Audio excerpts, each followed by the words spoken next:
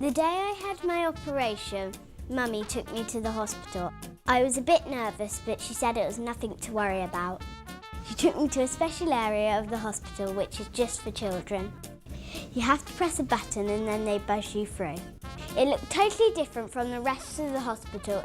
It's very bright and colourful, and they sort of have kind of made it into a jungle because in the playroom there's like twirly lights and there's parrots and crocodiles everywhere and stuff.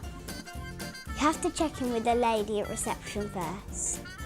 Then she showed me to my bed where I was going to be staying. There's lots of different children of all ages, so I knew I was going to be all right. All the beds have a screen where I could go on the internet, watch television, or even pick a movie. I was really glad because Mummy could stay overnight there with me too. It was really nice to know that I could stay with Scarlet next to her bed on a pull-out bed, just because I don't think you'd want to leave your child after an operation anyway.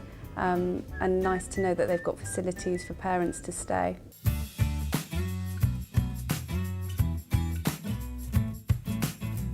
My friend Poppy had come here before to have an operation as well.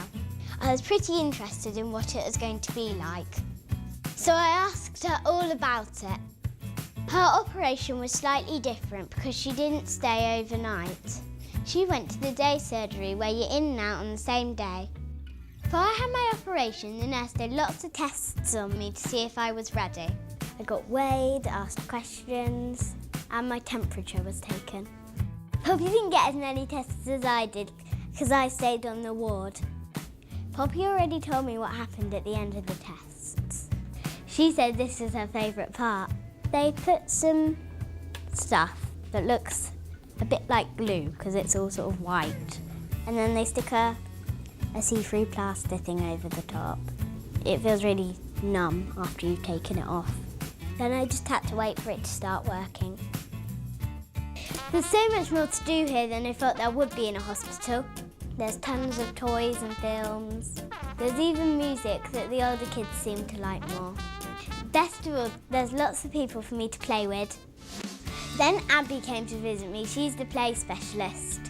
She brought lots of things over to my table to help her explain about the operation. I go and see the child and the parent, and I just talk to them about what's going to happen. Not being in a hospital environment, you're not aware of what equipment's used, and it's all quite new and scary to a parent, and especially to a small child as well. So it was quite useful to see what was being used and how it was being used. When Abby came, she showed me the Venflon things that go on your hand, and we put some water in and squirted it everywhere. They put water in it first, and it goes up your arm and round into your head, and then they put some stuff that looks like milk in, and then it goes up here and into your head, and it makes you fall asleep. Because if you didn't really know what was going to happen, you'll get a bit sort of worried.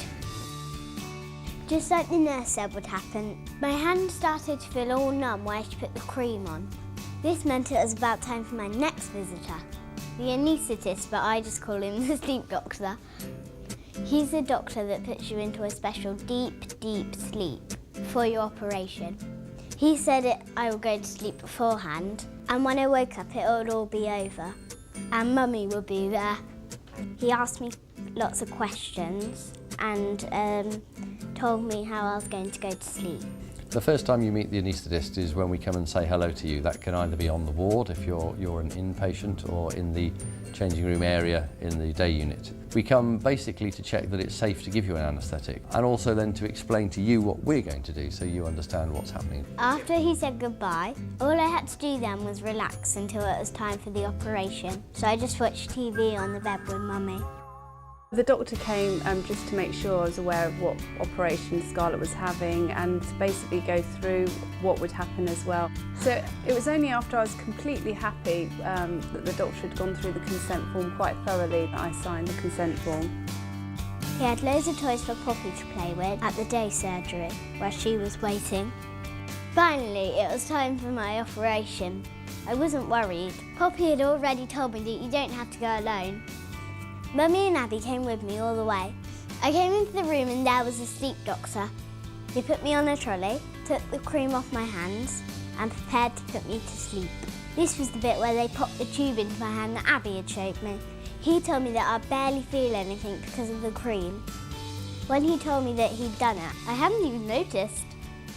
I started to feel quite nice and floaty, and before I knew it, I drifted off to sleep. When I woke up, Mum was there waiting for me. I really did sleep right through it. I still felt a bit drowsy. Then the nurse brought me some things to eat and drink until I felt good to go. I was back in the ward. When Poppy woke up, she was somewhere else. They gave her something to eat as well. When I felt more awake, Mum and I left the hospital and I was feeling much better.